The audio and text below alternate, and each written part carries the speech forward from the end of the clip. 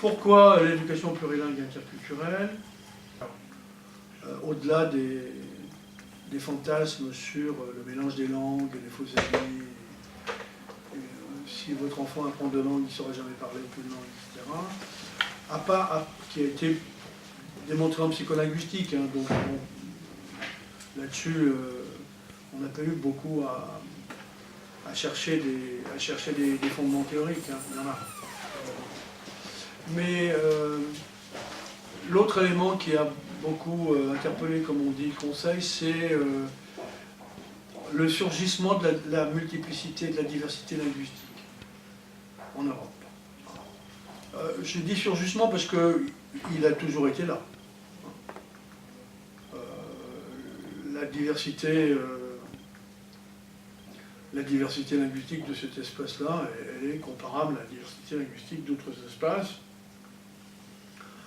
On y a toujours utilisé un nombre important de langues. Donc il y a, si vous voulez, une espèce de diversité autochtone, hein, historique. Voilà. Et à cette diversité vient s'adjoindre la diversité apportée, qui est celle de tous les mouvements de déplacement des populations et des groupes, qui remontent bien sûr avant la guerre, hein, tous les mouvements migratoires de toute nature, dans tous les sens, qui ont affecté l'Europe comme l'Amérique latine, comme...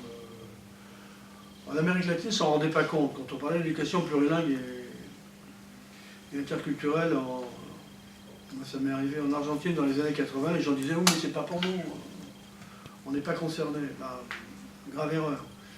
Maintenant, il y a des Haïtiens, il y a des Sénégalais, il y a des Chinois. Alors, il y a des Péruviens qui, le problème linguistique ne se pose pas de la même manière, mais ils sont là. Il y a des gens qui descendent des hauts plateaux de Bolivie, qui parlent que Aymara, et qui ont des problèmes. Donc, d'un seul coup, ils ont aussi découvert, et il y a des réfugiés syriens, évidemment, même un pays comme l'Argentine découvre que, bah oui, la diversité linguistique était là avant eux. On s'est quand même arrangé pour qu'elle disparaisse légèrement, si j'ai bonne mémoire.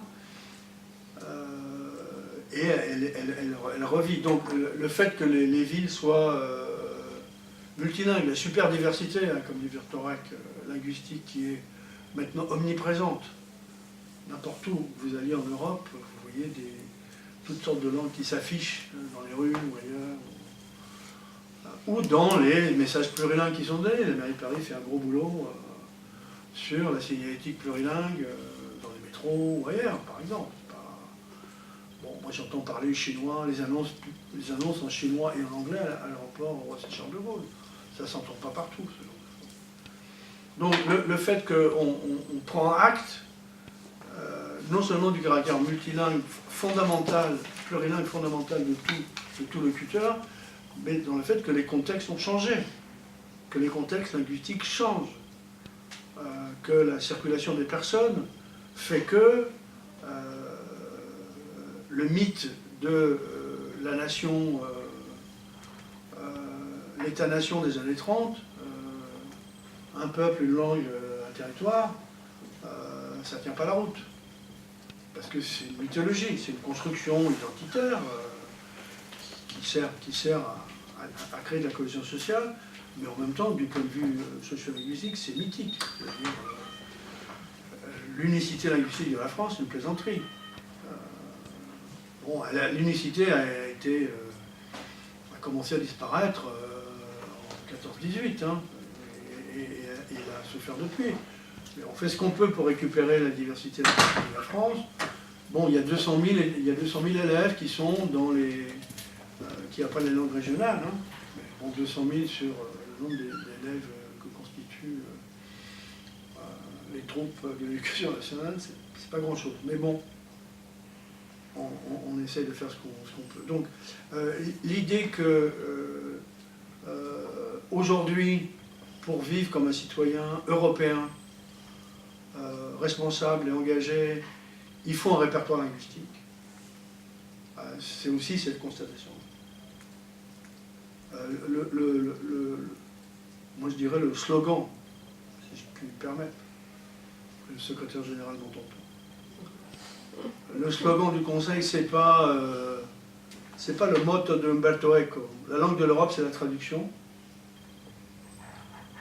Le slogan du Conseil de l'Europe, là, c'est la langue de l'Europe, c'est le plurilinguisme. Mais Il l'a dit Eco l'a aussi. repris aussi. Il l'a dit aussi. Il l'a dit aussi après. Oui, oui, il l'a dit après. Oui. Bon, Oui, alors. tout à fait. Alors. Il était abonné à... Il était abonné à l'autre l'autre. depuis longtemps. C'est vrai en plus. Non, mais bon. Désolé. Quand Umberto Eco se trompe, on ne peut pas rater l'occasion. Trop facile. Non, mais Je ne peux pas citer exactement. Mais non, mais je... Chacun pourrait... Oui, je pense qu'on peut aller retrouver des éléments. Mais disons, la formule qu'il avait adoptée avait fait Flores, et donc c'est vrai que celle-là a été diffusée très très largement. Bon, voilà pourquoi donc le Conseil de l'Europe estime politiquement que si on veut construire une Europe cohésive culturellement, et pas seulement économiquement et politiquement, si on veut que les citoyens s'entendent, il faut qu'ils se dotent d'un répertoire. Pas d'une langue, mais d'un répertoire. Ce répertoire peut être variable suivant les contextes.